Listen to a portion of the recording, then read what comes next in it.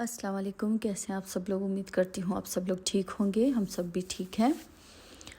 तो आज का जो मेरा दिन था वो बहुत ही बिज़ी था। तो बस सुबह से ही मैं लगी हुई थी काम में, क्योंकि आज मुझे जो अंदर घर का था वो कुछ क्लीनिंग वगैरह करनी थी, कुछ सर्दियों के सामान थे वो अंदर रखने थे।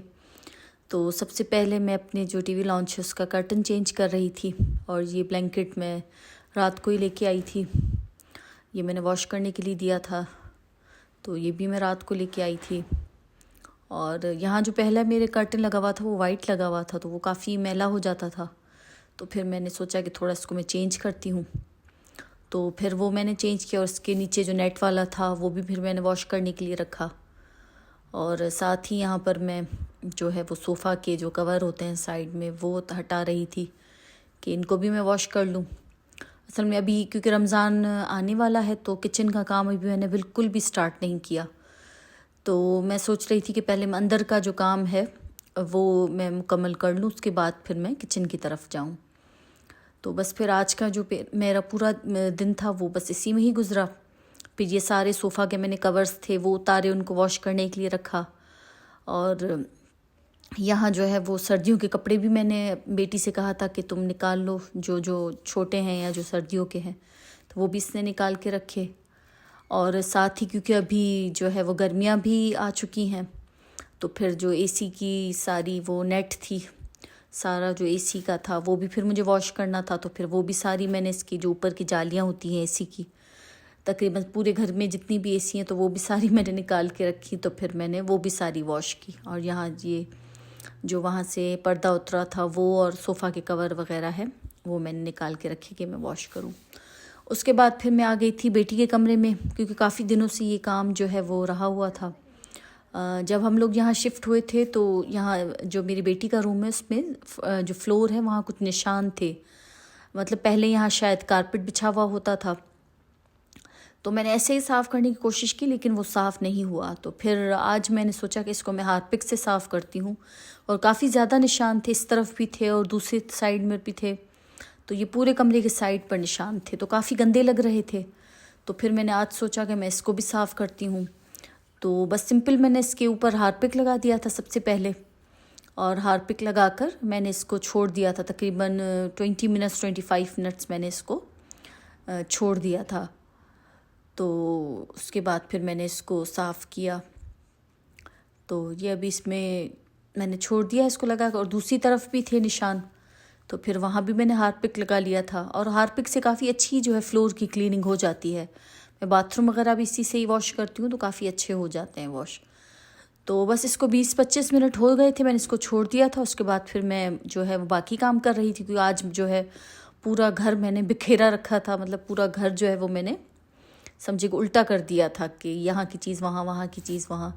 तो बस फिर मैंने थोड़ा वो काम किया, उसके बाद फिर मैं आ गई थी। और ये जो सिंपल ब्रश आता है जो है प्लास्टिक का, उससे मैंने पहले इसको साफ़ किया। तो उससे काफ़ी जो है इसके निशान जो है वो उतर चुके थे। और उसके बाद जो बर्तन साफ़ करने की जाली होती है लोहे की, एक एक्स्ट्रा जो है मैं पुरानी रखती हूँ ऐसे कामों के लिए। तो बस फिर मैंने उसके बाद फिर उससे इसको साफ़ कर लिया, तो ये बिल्कुल साफ़ हो गया, नीट क्लीन हो गया। तो मैं वही सोच रही थी कि इतने टाइम मैंने इसको पता नहीं क्यों ऐसे रखे हुआ था।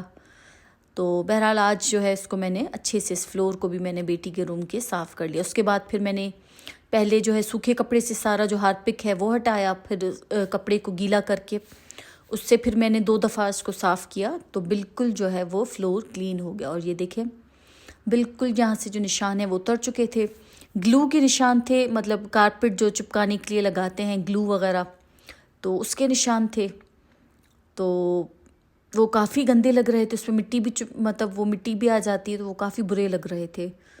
तो आज फिर मैंने लगे हाथों ये भी साफ़ कर लिया, जो है बेटी के रूम का जो फ्लोर था। और इस तरफ से किया, दूसरी साइड से भी किया, मतलब काफ़ी निशान थे, तो फिर वो भी साफ़ कर लिया। और यहाँ मैंने जो एसी की जालियाँ उतारी थी, इनको भी फिर मैंने वॉश कर लिया। थोड़ी देर इनको मैंने बाहर रखा ताकि ये फिर ड्राई हो जाए।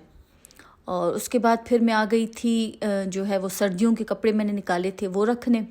जो छोटे कपड़े हो गए थे, मतलब जो था कि अभी नेक्स्ट ईयर बच्चों को नहीं आएंगे, तो वो फिर मैंने अलग से रख दिए थे, तो वो फिर मैं खैरिया में दे दूँगी।